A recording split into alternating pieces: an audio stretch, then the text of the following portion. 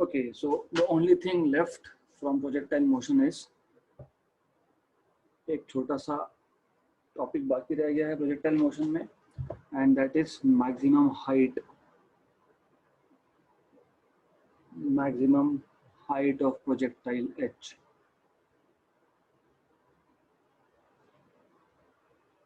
तो बहुत सिंपल है, ग्राउंड लेवल से मैक्सिमम वर्टिकल डिस्टेंस को हम लोग बोलते हैं maximum height, right? So it is the maximum vertical distance, it is the maximum vertical distance of the projectile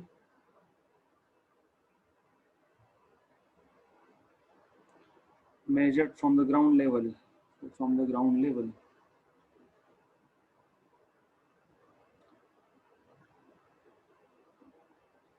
during its motion.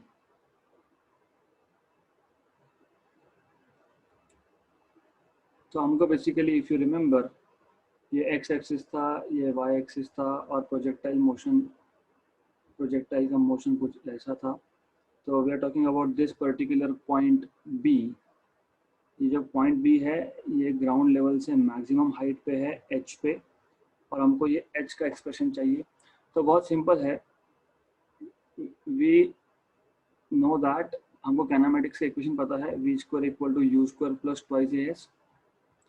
मैं इसको y कंपोनेंट के लिए यूज करूंगा, therefore vy square equal to uy square plus 2ays। हमको पता है कि at point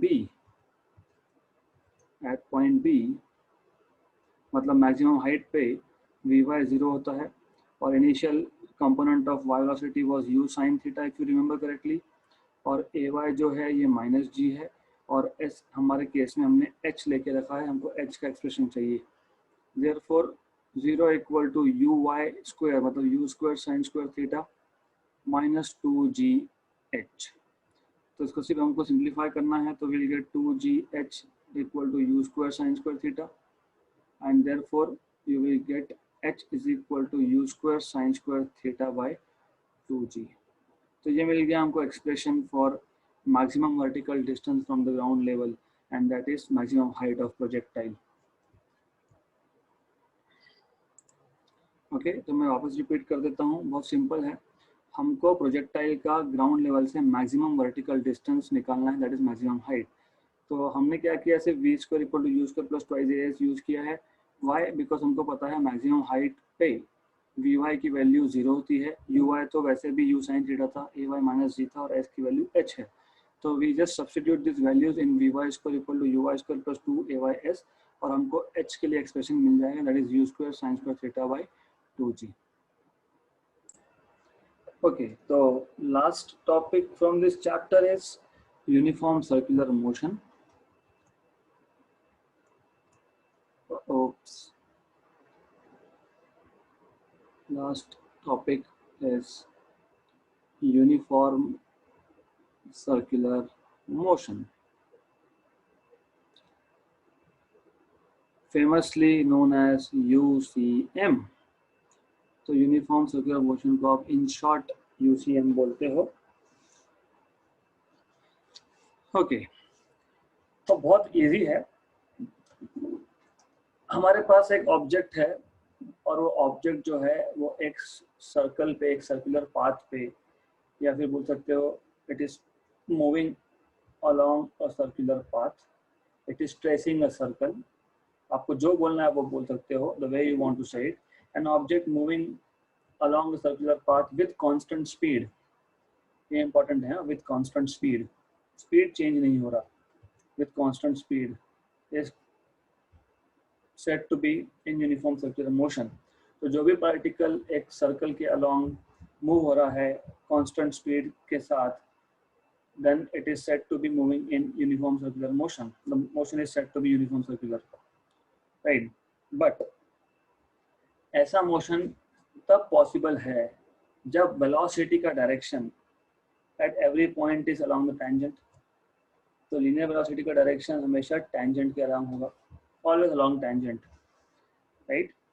तो इसका मतलब ये कि पार्टिकल अगर ए पॉइंट से बी पॉइंट पे जाता है, if the particle goes from A point to B point, that means direction of velocity has changed, क्योंकि this type of motion is only possible, circular motion is only possible when the direction of velocity is along tangent, right?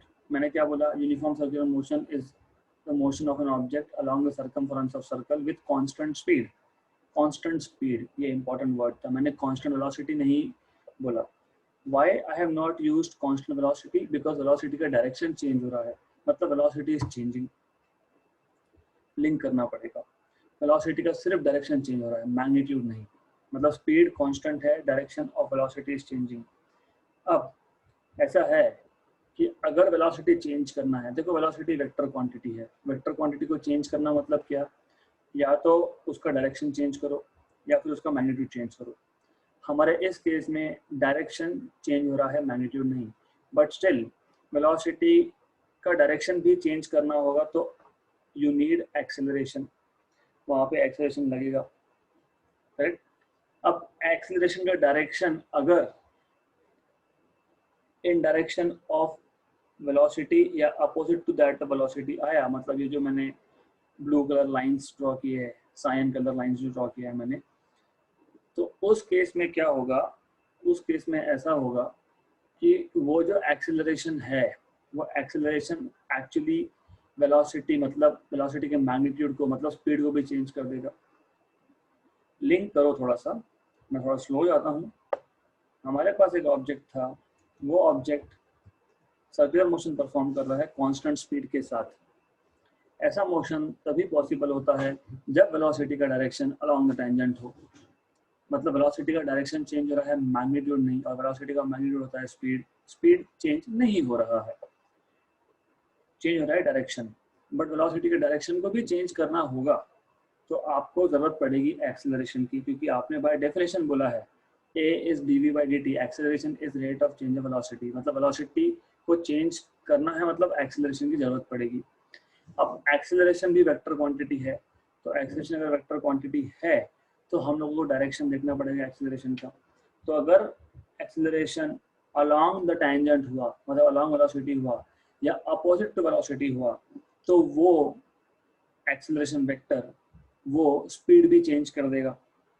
लेकिन हमने पहले ही क्या बोला कि speed change नहीं हो सकता, क्योंकि ये यूनिफॉर्म सर्कुलर मोशन है. यूनिफॉर्म का मतलब समझ लो, यूनिफॉर्म को बहुत सिंपल मतलब है, आप जब स्कूल में भी जाते थे तो आप बोलते थे कि यूनिफॉर्म पहन के जाना है.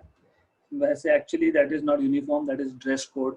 यूनिफॉर्म क्यों बोलते हो? जो मैंने पहना है वैसा ही सेम मेरे दोस्त ने भी पहना है, तो that means uniform dress code होता है वो. Uniform dress code same for everyone. यहाँ पे भी वही है, same speed at every point along the circle. But अगर acceleration in the direction of velocity या opposite to that of velocity हुआ, तो वो स्पीड चेंज कर देगा, मतलब एक्सेलरेशन जो है वो टेंजेंट हो नहीं सकता, करेक्ट? तो इस केस में एक्सेलरेशन जो होता है वो होता है परपेंडिकुलर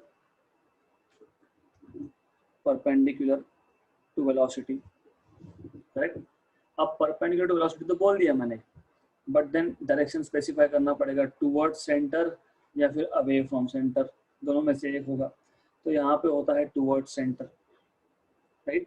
टुवर्ड्स सेंटर अगर नहीं होगा तो velocity can not be tangent and direction of velocity can not change. तो आपको पता होना चाहिए that there is no circular motion अगर एक्सेलरेशन टुवर्ड्स सेंटर नहीं हुआ. ओके, तो ये जो टुवर्ड्स सेंटर एक्सेलरेशन है, ये इसको बोलते हैं सेंट्रीपिटल, क्योंकि टुवर्ड्स सेंटर होता है ये, और ये है along the radius but opposite to that of radius vector. तो radius vector हम बाद में डिफाइन करेंगे, राइट? तो अब अगर यूनिफॉर्म सर्कुलर मोशन चाहिए, यूनिफॉर्म मतलब पार्टिकल का स्पीड, मैं बार बार बोल रहा हूँ स्पीड, पार्टिकल का स्पीड किसी भी पॉइंट पे सेम रहने के लिए और पार्टिकल को सर्कुलर मोशन परफॉर्म करने के लिए देयर आर 3 रिक्वायरमेंट्स. किसके 3 रिक्वायरमेंट्स? एक्सीलरेशन के 3 रिक्वायरमेंट्स। पहला requirement, acceleration must be perpendicular to velocity, tangential velocity perpendicular है, यस। दूसरा, this acceleration should always be directed towards the centre of circle, away नहीं चलेगा। तीसरा, the magnitude of acceleration must be constant, acceleration का magnitude जो है वो constant होना चाहिए, राइट। अगर ये तीनों रिक्वायरमेंट सेटिस्फाई हुई तो उस केस में the motion will be said to be uniform circular motion. Simple. तो जो जो आपने समझा है वो अब हम लिख लेंगे, राइट। तो हमको करना क्या था? हमको सबसे पहले यूनिफॉर्म सर्कुलर मोशन डिफाइन करना है। एक बार वो डिफाइन हो गया तो वेलोसिटी का डायरेक्शन क्या है वो बताना पड़ेगा, राइट। और ये बताना पड़ेगा कि वेलोसिटी का डायरेक्शन चेंज हो रहा है लेकिन उसका मैग्नीट्यूड मतलब स्पीड चेंज नहीं हो रहा। फिर क्योंकि डायरेक्शन चेंज हो रहा है वेलोसिटी का, वेलोसिटी वेक्टर है, डायरेक्शन चेंज हुआ या मैग्नीट्यूड चेंज हुआ तो चेंज तो है, तो वेलोसिटी तो अपने आप चेंज नहीं होगा, एक्सेलरेशन चाहिए उसके लिए। तो वेलोसिटी का डायरेक्शन चेंज हो रहा है मतलब वहाँ पे एक्सेलरेशन है। अब एक्सेलरेशन भी तो एक वेक्टर क्वांटिटी है तो उसका भी डायरेक्शन होगा, तो हमको एक्सेलरेशन के डायरेक्शन के बारे में कुछ इन्फॉर्मेशन देनी पड़ेगी। This is the way you understand physics and the way you right physics, okay. तो हमने जो भी समझा है हम सिर्फ लिख देंगे यहाँ पे। तो सबसे पहले मुझे यूनिफॉर्म सर्कुलर मोशन डिफाइन करना पड़ेगा। कैसे करेंगे? क्या दिख रहा है आपको? एक ऑब्जेक्ट है, वो सर्कुलर पाथ पे, the path is circular basically, right, and the speed is constant. So an object moving with a constant speed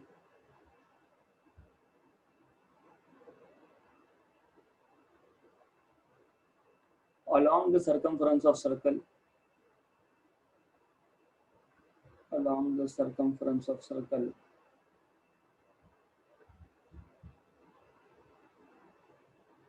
is said to be in uniform circular motion, uniform circular motion। और अगर आपको alternate definition बनाना होगा तो you can even do that, simple है, right. The motion of an object along the circumference of circle with constant speed, ऐसे भी बोल सकते हो। और the motion of an object or particle along the circumference of circle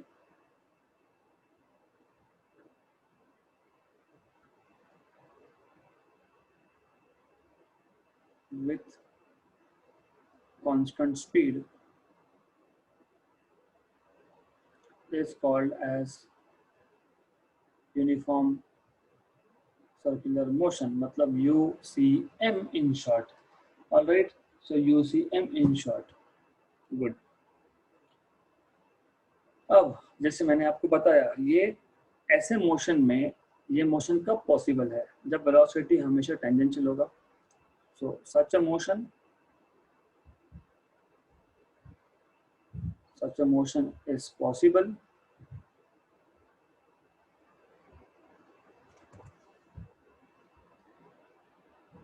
if and only if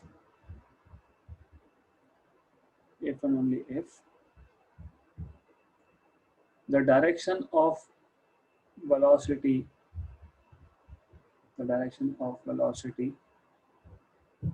is tangent at every point,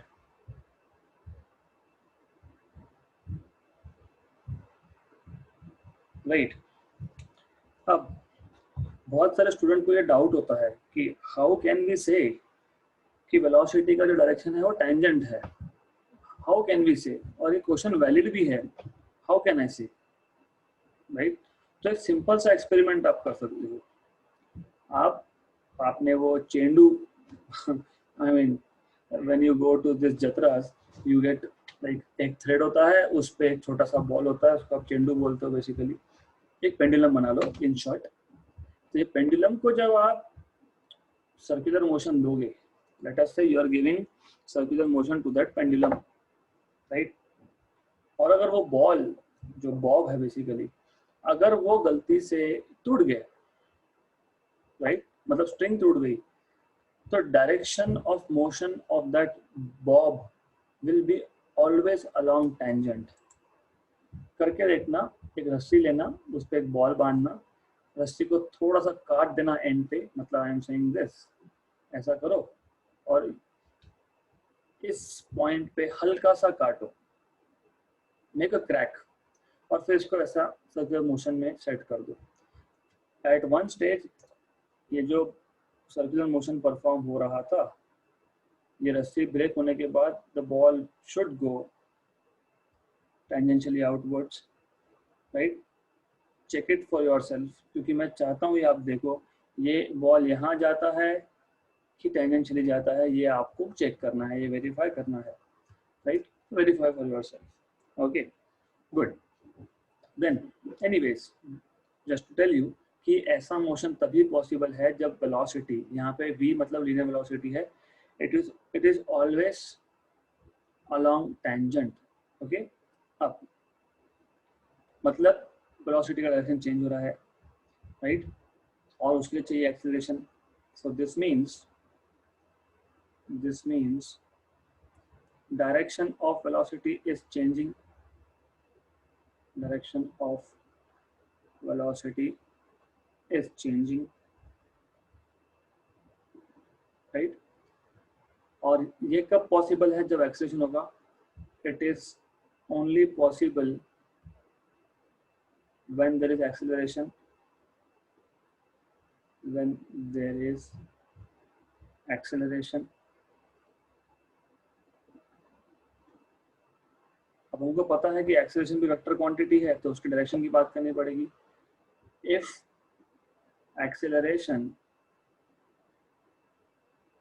is in line with what, is in line with velocity, मतलब along the tangent, और opposite to it, मतलब velocity के direction में उसको opposite हुआ, और opposite to it, then it will change the magnitude of velocity, it will change the magnitude of velocity, and the motion will be no more uniform circular motion, correct. तो अगर acceleration velocity के direction में उसको opposite है, तो वो velocity का magnitude मतलब स्पीड चेंज कर देगा। अगर स्पीड चेंज हो गया तो ये यूनिफॉर्म सर्कुलर मोशन है ही नहीं, तो ऐसा तो नहीं चलेगा। फिर मतलब क्या, hence the acceleration must be perpendicular to velocity, मतलब perpendicular to tangent, perpendicular to velocity, right। तो अभी जो यूसीएम है, ये यूसीएम के लिए there are some requirements on acceleration, thus for UCM the requirements on acceleration are,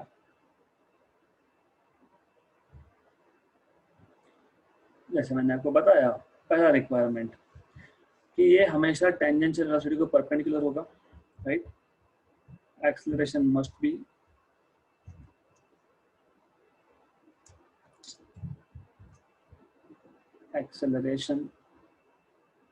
must be perpendicular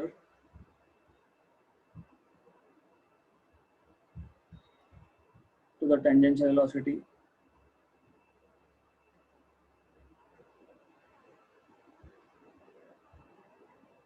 दूसरा मैंने बताया कि ये जो एक्सेलरेशन है इसका मैग्नीट्यूड कांस्टेंट होना चाहिए, magnitude of acceleration must be constant.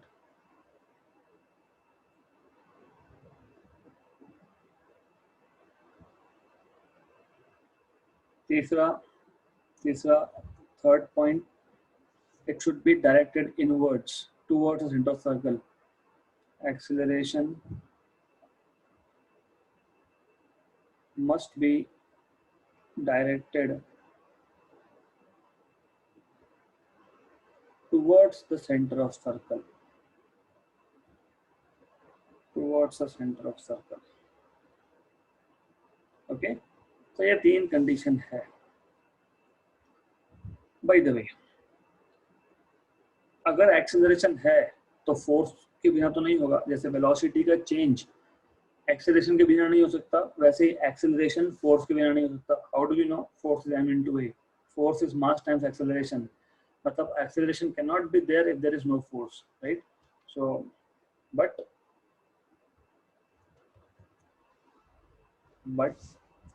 to produce acceleration,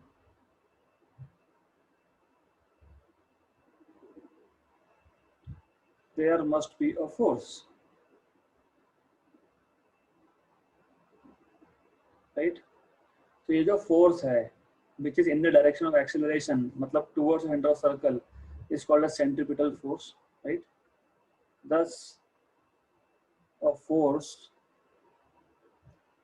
acting on a particle or object acting on an object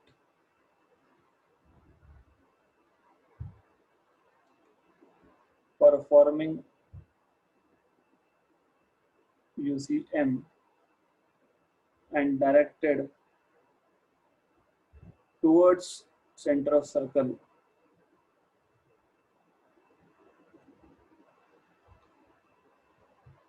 is known as centri, मतलब towards center, centripetal towards centripetal force is known as centripetal force, right? So in short circular motion के लिए क्या चाहिए? In short circular motion के लिए आपको चाहिए centripetal force और tangential velocity. Okay, so I am not noting it down here because you know that for circular motion there are two requirements: tangential velocity and centripetal force. Now we need to define some basic concepts related to uniform circular motion या फिर related to circular motion in general. तो हमको कुछ basic concepts हमको define करने हैं, जैसे कि what is period, like what is radius vector and what is angular speed.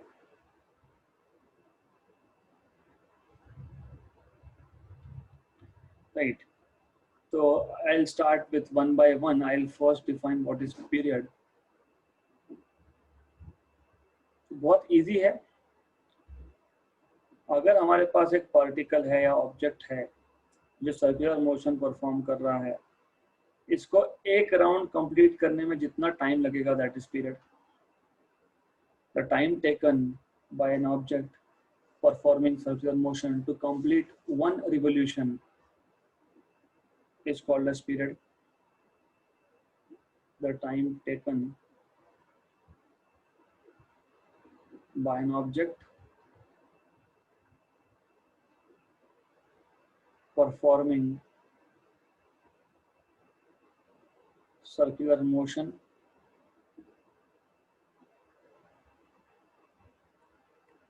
to complete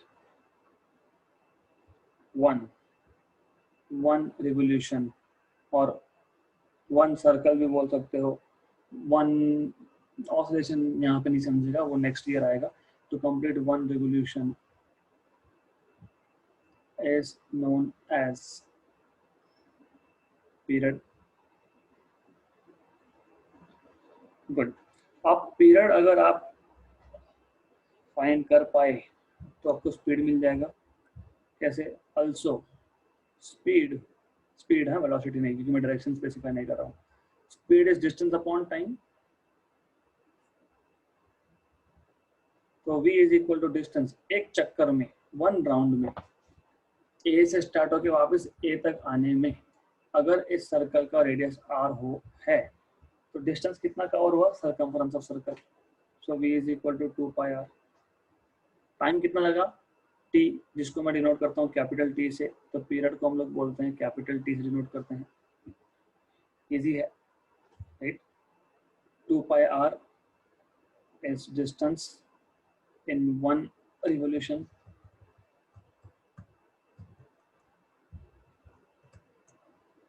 2 pi r is distance covered in 1 revolution. तो आपको स्पीड मिल गया, डायरेक्शन तो पता ही था, along the tangent है, गुड, राइट। ओके, अब at any instant of time, next page पे जाता हूँ because I want to define what is radius vector. तो जैसे हमने पीरियड डिफाइन किया, हम लोग रेडियस वेक्टर भी डिफाइन कर सकते हैं।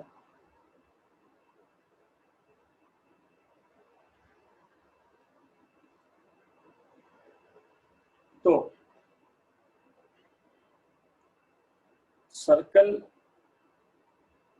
सर्कुलर मोशन में इस सर्कल पे, इस पाथ पे, इस ट्रैजेक्टरी पे पार्टिकल कहाँ पे है, ये हमको एक वेक्टर बता सकता है। वो वेक्टर मैं सेंटर से स्टार्ट करता हूँ और सर्कमफरेंस तक लेके जाता हूँ, और उसका डायरेक्शन देता हूँ मैं from the centre towards the circumference. इसको बोलते हैं radius vector, simple. So during circular motion of an object, the position of the object from the center of the circle is radius vector. Thus, radius vector is a vector drawn from the center of circle, from the center of circle to the circumference of circle, right? So, define कर सकते हो. So, during the motion of an object along the circumference of circle, the position at any instant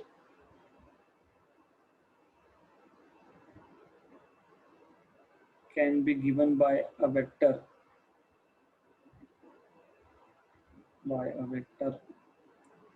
drawn from the center of circle, drawn from the center of circle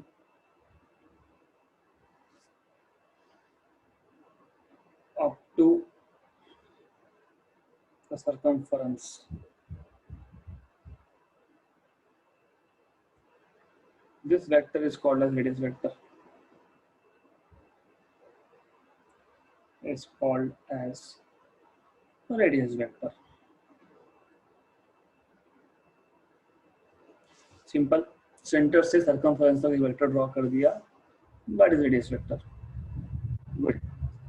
now radius vector define हो गया। अब तीसरा है angular speed.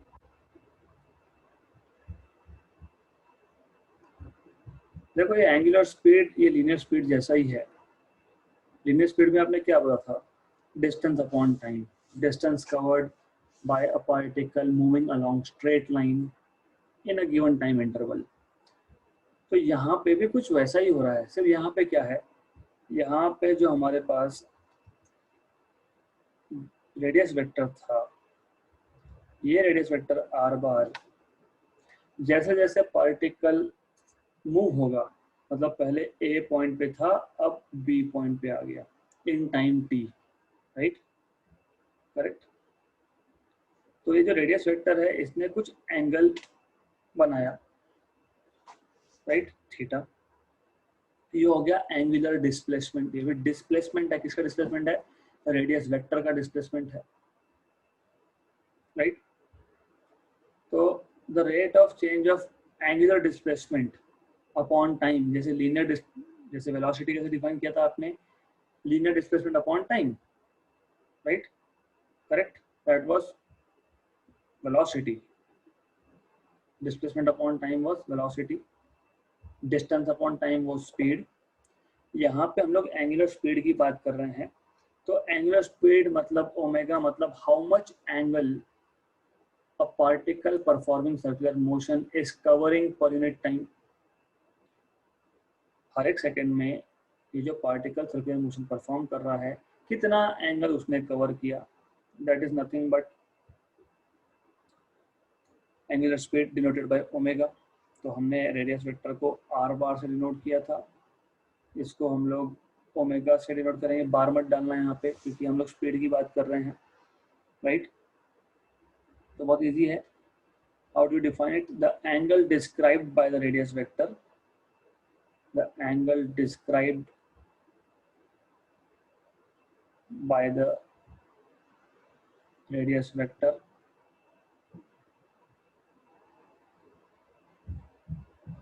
per unit time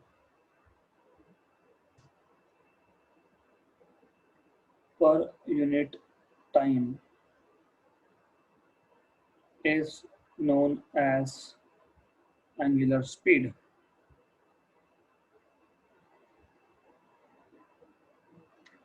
Extremely simple thing. Okay. Now, मतलब मुझे तो समझ में आ गया कि ओमेगा ये होगा theta by T. Angular distance मतलब एंगुलर डिस्प्लेसमेंट बोल सकते हो, एंगल डिस्क्राइब बोल सकते हो per unit time, right.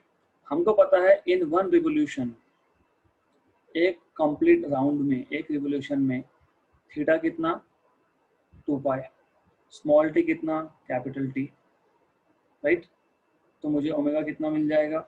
Omega will be 2 pi by T.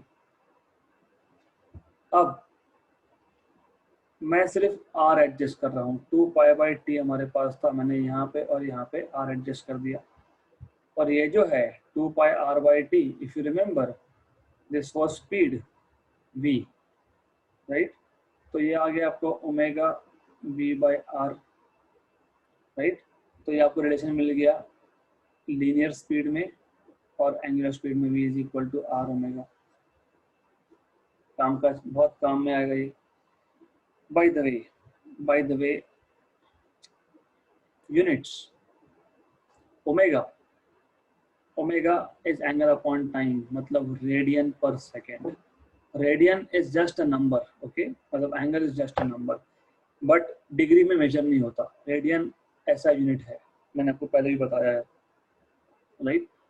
तो बहुत काम, इट इज़ वेरी इंपॉर्टेंट। और जो JEE नीट अटेंड कर रहे हो, आज ये क्वेश्चन मैंने इंटेंशनली इंक्लूड किया है उसमें। So theta is omega T, it is important. क्यों इंपॉर्टेंट समझेगा, राइट। ओके, हमको बेसिकली क्या मिला? v is equal to R omega, मतलब लीनियर स्पीड और एंगुलर स्पीड में रिलेशन। v मतलब लीनियर स्पीड, ओमेगा मतलब एंगुलर स्पीड। वैसे ही हम लोग लीनियर एक्सेलरेशन a और एंगुलर एक्सेलरेशन, इसमें भी रिलेशन डिराइव कर सकते हैं, या फिर हम लोग a और r में रिलेशन डिराइव कर सकते हैं, या फिर इन शॉर्ट टू से जो हमने देखा था सेंट्रीपिटल एक्सेलरेशन, मुझे सेंट्रीपिटल एक्सेलरेशन का इक्वेशन चाहिए, एक्सप्रेशन चाहिए, हम लोग वो डिराइव कर सकते हैं। So let's see how we can do it. Simple है, एक्सप्रेशन फॉर सेंट्रीपिटल एक्सेलरेशन।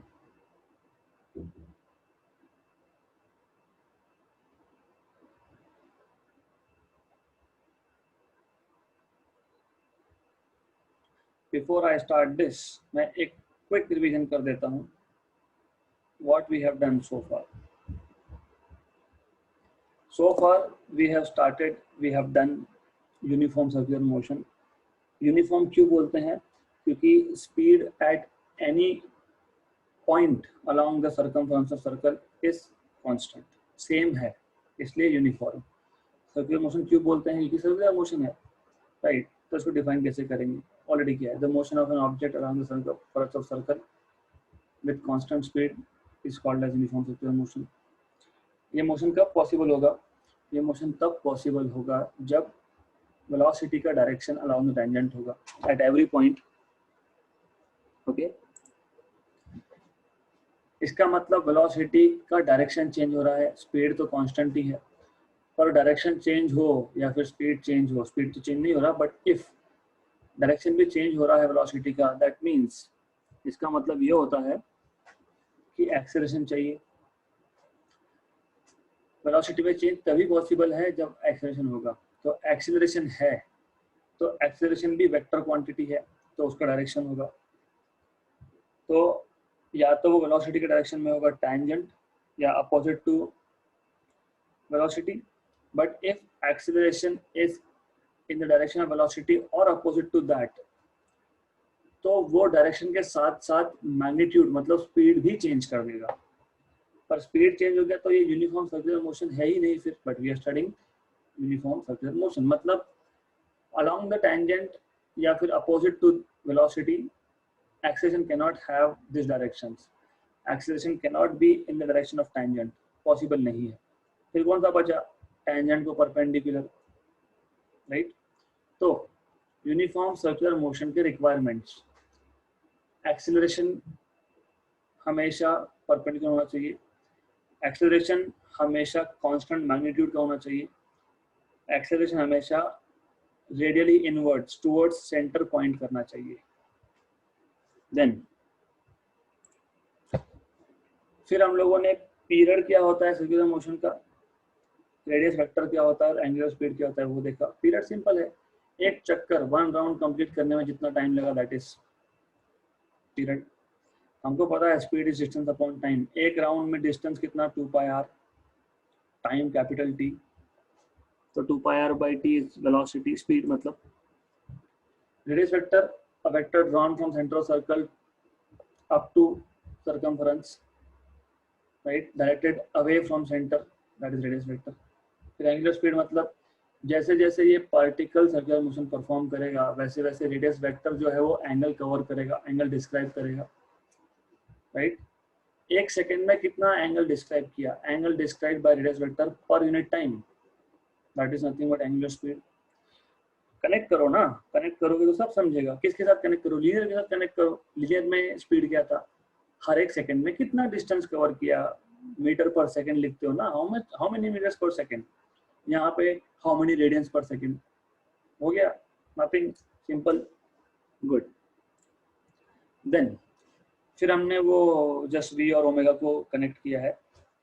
अब हमको सेंट्रीपिटल एक्सेलरेशन का इक्वेशन चाहिए, तो मैं पहले सब समझा देता हूँ, मैथमेटिकल इक्वेशन डिराइव कर लेते हैं, फिर बाद में हम थोड़ा बहुत थ्योरी पार्ट है वो लिखेंगे।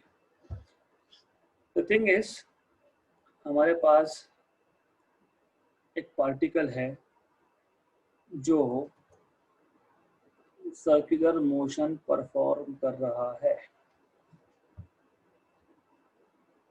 पार्टिकल का पोजीशन बताने के लिए मुझे, मेरे पास ये एक पॉइंट है यहाँ पे, सम पॉइंट, इसका पोजीशन बताना है। तो हम लोग क्या करते हैं, हम कहीं तो पहले एक्स वाई एक्सिस फिक्स करेंगे, फिर उस ओरिजिन से ये x डिस्टेंस, ये y डिस्टेंस से बोलेंगे ये q पॉइंट का पोजीशन है x, y, क्योंकि 2 डायमेंशन में तो ऐसा ही होगा, करेक्ट, राइट, ओके। तो सिमिलरली इस सर्कुलर ट्रैक पे पार्टिकल अगर p पे होगा, ऑब्जेक्ट अगर p पे होगा at any instant of time, जब मैंने देखा तब, तो मुझे इसका पोजीशन बताना है। तो सबसे पहला काम एक्स वाई एक्सिस एसोसिएट करो, राइट। और best thing is X Y axis का ओरिजिन अगर हमने सेंटर पे रख दिया तो सबसे अच्छा, गुड, वेरी गुड। तो ये ओरिजिन हो गया, सेंटर ऑफ सर्कल, राइट। मैं मान लेता हूँ इनिशियली, पहले मैं एक्स और वाई एक्सिस को नाम दे दूँ, X and Y. Let us assume, ऐसा मान लेते हैं इनिशियली, मतलब जब पार्टिकल ने मोशन स्टार्ट किया था तब वो था p0 पे, good. After time t seconds के बाद वो है p पे, मतलब जो रेडियस वेक्टर है वो p0 से अब p की तरफ पॉइंट कर रहा है, राइट। तो जो रेडियस वेक्टर है इसने एक एंगल डिस्क्राइब कर दिया थीटा, गुड। और हमको पता है, वो क्या पता है, what we know that, अच्छा जहाँ पे नोट्स में WKT लिखा है that is we know that, I'm sorry, shortcut मारने की आदत पड़ गई है. So what we know is theta is omega T. कहाँ से पता लगा? अभी तो लिखा था हमने ये theta is omega T, omega is theta by T, तो ये तो पता है हमको theta is omega T. Good, right. और हमको ये भी पता है कि ये सेंटर से पी पॉइंट तक रेडियस वेक्टर है, और हमको ये भी पता है कि ये 2 डायमेंशनल वेक्टर है. करेक्ट, मतलब इसके 2 कंपोनेंट होंगे. रेजोल्यूशन ऑफ वेक्टर हमने किया है ऑलरेडी ये. तो ये जो कंपोनेंट होगा आर एक्स, राइट, R X will be R cos theta. क्यों? अरे एडजेसेंट साइड है वो, तो कॉस थीटा. और ये जो साइड होगा मतलब y कंपोनेंट जो होगा ये होगा r sin थीटा, राइट. तो इतना पता होना चाहिए. Good. Now what we can say is, ये जो रेडियस वेक्टर था r bar, radius vector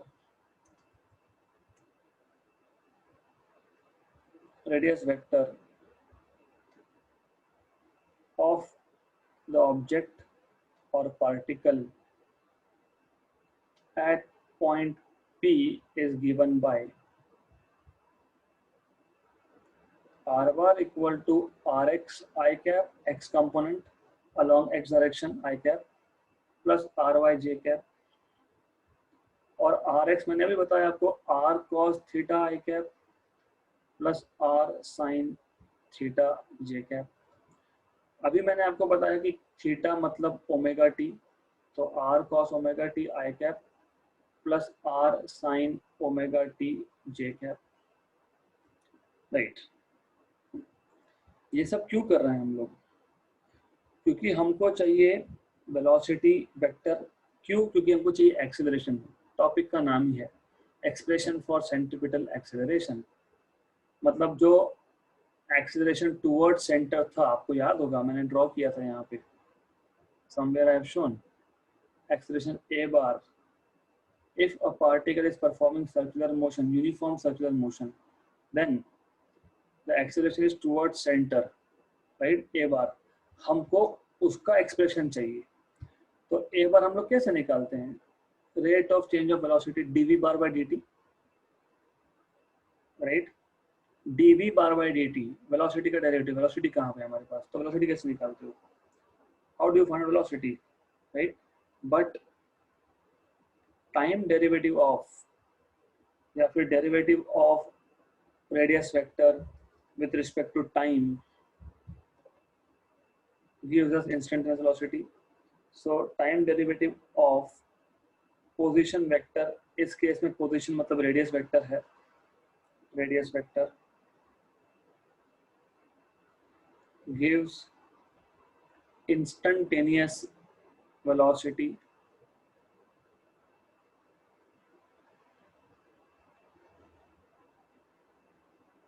right. तो हमको पता है कि मैं जब रेडियस वेक्टर का डेरिवेटिव लेता हूँ विद रिस्पेक्ट टू टाइम तो मुझे मिलता है v बार. इसके लिए मैंने आपको मैथमेटिक्स का कैलकुलस पहले बताया था, और आई एम अज्यूमिंग कि आप लोग भूले नहीं होंगे. भूलना भी नहीं चाहिए, बुरा होगा तो फिर बुक्स मैं इंटेंशनली कुछ रिकॉर्डिंग्स पेंडिंग रखता हूँ ओनली बिकॉज ऑफ दिस. मुझे याद है कि वो कैलकुलस का रिकॉर्डिंग दिया नहीं मैंने. क्यों? क्योंकि अभी आपको ये समझने के लिए, ये फॉर्मूला याद करने के लिए खुद को बुक खोल के देखना पड़ेगा, और वही तो मुझे चाहिए, आपसे करवाना है ना. 11th 12th आपको करना है, मेरा हो गया है बहुत साल पहले. So D D T of R bar, तो आर बार मतलब अभी हमने निकाल के रखा है, और जानबूझ के मैंने थीटा को ओमेगा टी में लिखा था. क्यों? अभी नेक्स्ट स्टेप में समझेगा. तो ये हमारे पास है R cos of omega T I cap plus R sine of omega T J cap. Well, circular motion जब ऑब्जेक्ट परफॉर्म करता है तो रेडियस चेंज होता है क्या? रेडियस वेक्टर चेंज होगा क्योंकि डायरेक्शन चेंज हो रहा है. रेडियस की वैल्यू चेंज होती है क्या? सर्कल के लिए तो रेडियस 2 सेंटीमीटर तो 2 ही रहेगा, 3 है तो 3 रहेगा. तो रेडियस की वैल्यू, मैग्नीट्यूड तो चेंज नहीं होता बाहर, इसके बाहर डेरिवेटिव के बाहर किसका डेरिवेटिव लोगे, क्योंकि कांस्टेंट है ना, कांस्टेंट को डेरिवेटिव के बाहर रखते हो आप, cos of omega T I cap. वैसे आई कैप को भी बाहर रख सकते हो, आई कैप को तो कहीं भी रख सकते हो आप क्योंकि इसे डायरेक्शन देता है हमको, प्लस दूसरे टर्म का derivative R derivative of sine omega T J cap.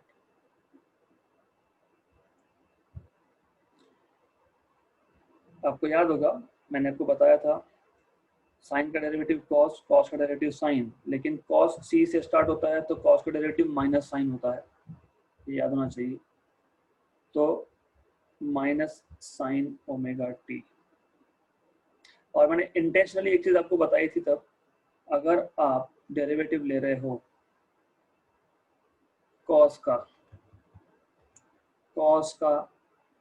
F of X, cos of some function of X, some function मतलब कॉस एक्स हुआ तो भी फंक्शन है, X is a function of X, X square रहा तो function of X है, X cube रहा तो फंक्शन ऑफ एक्स है। Generally with respect to X जब लेते हैं तो मैंने आपको इंटेंशनली बताया था कि आपके बुक में कैलकुलस के फॉर्मूलाज आधे अधूरे लिखे हुए हैं। क्यों आधे अधूरे, आप समझेगा। Cos of F of X का डेरिवेटिव आता है minus sine of F of X, और जो एफ ऑफ एक्स है इसका भी डेरिवेटिव लेते हो आप विद रिस्पेक्ट टू एक्स। हमारे पास सिर्फ एफ ऑफ एक्स की जगह पे फंक्शन ऑफ टी है ना, इंस्टेड ऑफ एक्स हमारे यहाँ पे टी है, टी का फंक्शन है, तो मैं वो लिख के देता हूँ, don't worry, that is simple thing, धीरे धीरे समझेगा आपको। तो derivative of, since derivative of cos of omega t is nothing but minus sine of omega t into derivative of omega t with respect to t। तो omega अभी constant है बाहर, dt by dt 1, तो मुझे finally मिलेगा minus omega sine omega T. Similarly मुझे derivative मिलेगा sine omega T का omega cos omega T, right. तो मैं सिर्फ derivative of cos omega T की जगह पे डाल रहा हूँ minus omega sine omega T, तो ओमेगा बाहर लिख दिया, माइनस साइन ओमेगा टी लिखा है I cap, plus R omega sine का derivative cos omega T with omega here J cap, right. तो मुझे मिल गया वेलोसिटी v बार एस, मैं आर ओमेगा कॉमन निकाल सकता हूँ दोनों में से, आर ओमेगा कॉमन निकाल लूंगा, आर ओमेगा कॉमन निकाल लेंगे, माइनस यहाँ पे बचा था sine omega T I cap plus cos omega T J cap, ये मिल गया v bar. Also we know that acceleration a bar ये होता है v बार का डेरिवेटिव, ओके। तो a बार ये v बार का डेरिवेटिव, तो d dt of v bar क्या है हमारे पास, r omega minus sine omega T I cap plus cos omega T J cap.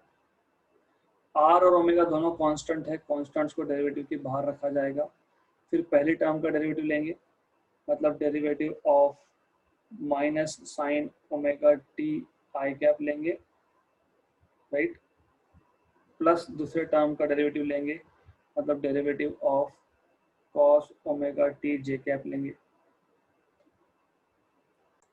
Alright, सो अभी वापस से आप लोगों को ये जो है ये a bar equal to R omega,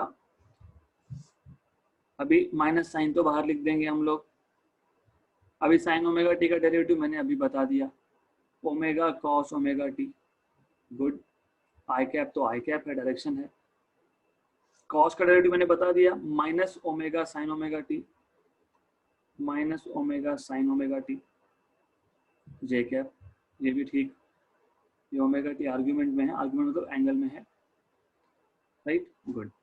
अब ए बार इक्वल टू, अभी ये आर ओमेगा को मल्टीप्लाई करो या फिर माइनस ओमेगा कॉमन निकाल लो। माइनस माइनस इंपॉर्टेंट है ये, माइनस ओमेगा स्क्वायर, मैंने माइनस और ओमेगा स्क्वायर को बाहर निकाल दिया और आर को इंटेंशनली अंदर डाल दिया, तो R cos omega T I cap plus R sine omega T J cap.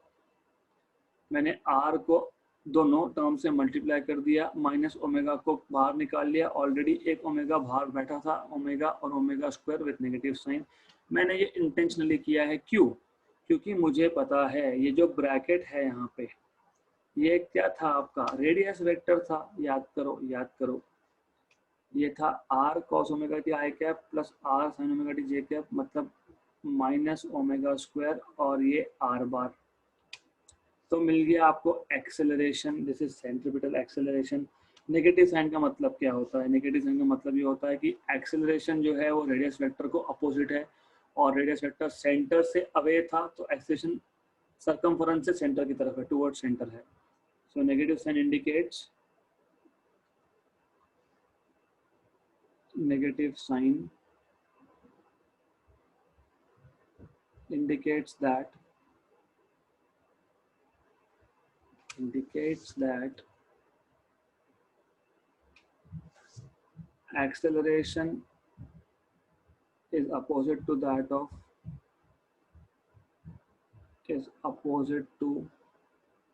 that of radius vector.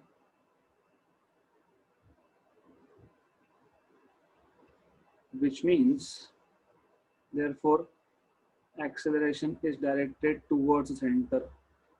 Is directed towards the center. इसलिए इसको बोलते हैं सेंट्रीपिटल एक्सेलरेशन। तो हम सेंट्रीपिटल एक्सेलरेशन पे निकाल रहे थे इक्वेशन। अगर हमको सिर्फ मैग्नीट्यूड लिखना है, we don't want to write direction, so magnitude wise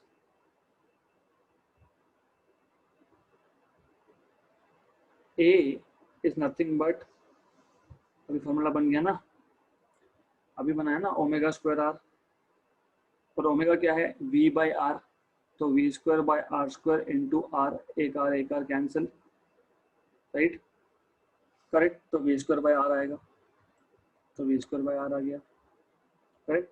और सिंप्लीफाई करोगे तो V ओमेगा भी मिलेगा, simple.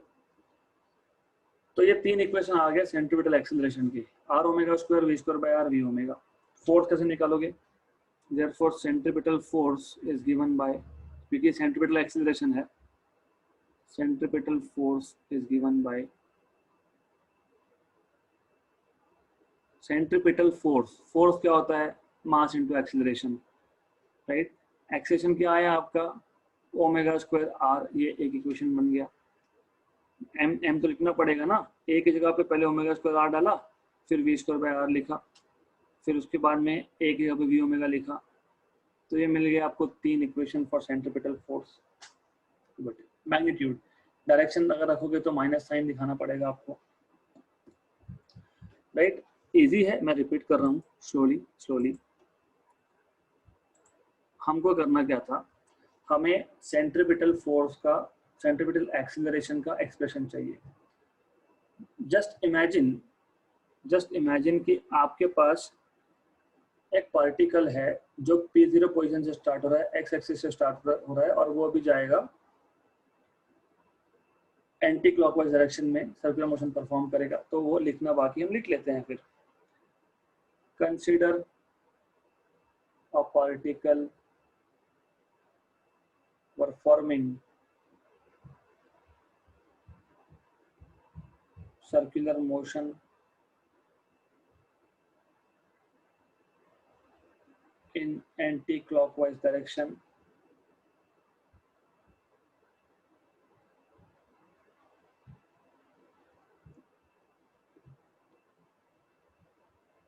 along the circle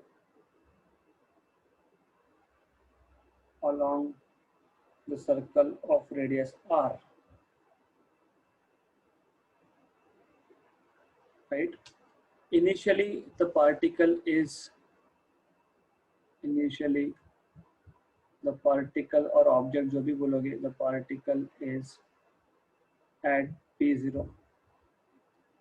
In time t it describes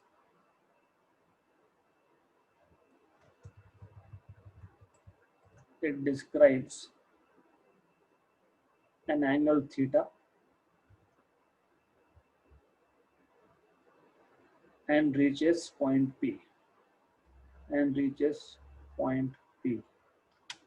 Right? So we know that theta is omega t, where omega is angular speed. Correct, easy है. सिर्फ क्या था, मैंने बोल दिया कि एक पार्टिकल है, वो पार्टिकल सर्कुलर मोशन परफॉर्म कर रहा है एंटी क्लॉकवाइज डायरेक्शन में. इनिशियली p0 पे था, टाइम t के बाद पहुंच गया p पे, एंगल बना दिया थीटा, दैट्स इट. फिर हमको पता है थीटा ओमेगा t है, यस हमको पता है. Good, right. अब radius vector of the particle at point p. Radius vector कैसे निकालते हो? रेडियस वेक्टर मतलब सेंटर से सर्कमफरेंस का वेक्टर, क्योंकि टू डायमेंशनल वेक्टर है, एक्स और वाई एक्सिस में मोशन है ना, तो आर बार के दो कंपोनेंट होंगे, एक होगा आर एक्स, एक होगा आर वाई, मतलब R X and R Y दो कंपोनेंट होंगे. तो R X I cap plus R Y J cap. R X आपने डायग्राम से देखा, मैं वापस ले जा रहा हूँ. एक्स जो है, आर एक्स जो है, ये थीटा को लगती है. मतलब जब मैं cos थीटा यूज करूंगा, अगर आपको नहीं समझ में आ रहा है तो मैं यहाँ पे ये ड्रॉ ही कर देता हूँ ट्राइंगल. तो ये जो ट्राइंगल था हमारा, थोड़ा सा ऊपर हो गया, ये जो हमारा ट्राइंगल बना, ये P0 और ये ओरिजिन, ये एंगल थीटा, ये RX है, ये RY है. cos थीटा लूंगा मैं तो एडजेसेंट साइड मतलब RX अपॉन हाइपोटेन्यूज मतलब R, तो मुझे मिल जाएगा RX is equal to R cos theta. Similarly मुझे मिल जाएगा RY equal to R sin theta, which I am not writing down here. Simple. तो मैंने लिख दिया वहाँ पे RX is R cos theta I cap, RY is R sin theta J cap, theta is omega T, तो theta की जगह पे ओमेगा टी डाला मैंने, तो मुझे रेडियस वेक्टर का इक्वेशन मिल गया. हमें चाहिए एक्सीलरेशन. ये रेडियस वेक्टर पोजीशन देता है, पोजीशन का डेरिवेटिव वेलोसिटी देता है, तो पोजीशन का डेरिवेटिव लेना पड़ेगा, मतलब आर बार का डेरिवेटिव लेना पड़ेगा. तो आर बार का डेरिवेटिव मुझे देगा वेलोसिटी. डेरिवेटिव्स आप अच्छे से करो, नहीं समझ आया तो मुझे कल पूछो, कल मतलब नेक्स्ट सेशन. फिर वेलोसिटी वेक्टर मिल गया हमको, ये हो गया वेलोसिटी वेक्टर. वेलोसिटी वेक्टर का अगर आप डेरिवेटिव लोगे तो एक्सेलेरेशन मिलेगा, तो डेरिवेटिव लेते गए, सिंप्लीफाई करते गए, बाद में ओमेगा ओमेगा कॉमन निकाल लिया, माइनस भी कॉमन निकाल लिया, आर को भी अंदर डाल दिया. क्यों किया? क्योंकि R cos omega T I cap plus R sine omega T J cap, ये आर बार था इसलिए किया. तो एक्सेलेरेशन क्या मिल गया? This acceleration is centripetal acceleration, that is minus omega square R. Negative sign का मतलब क्या? रेडियस वेक्टर अगर बाहर की तरफ है तो एक्सेलरेशन ये अंदर की तरफ है, जस्ट दिस, इसका मतलब ये होता है बस. फिर magnitude wise a equal to omega square R, omega is v by R, वो सिंप्लीफाई किया तो v स्क्वायर बाय आर और v omega. And centripetal force is mass into acceleration, तो मास इनटू सेंट्रीपिटल एक्सेलरेशन, तो m omega square R m v square by R और m v omega, this is centripetal force, right. So to be continued, we will stop here.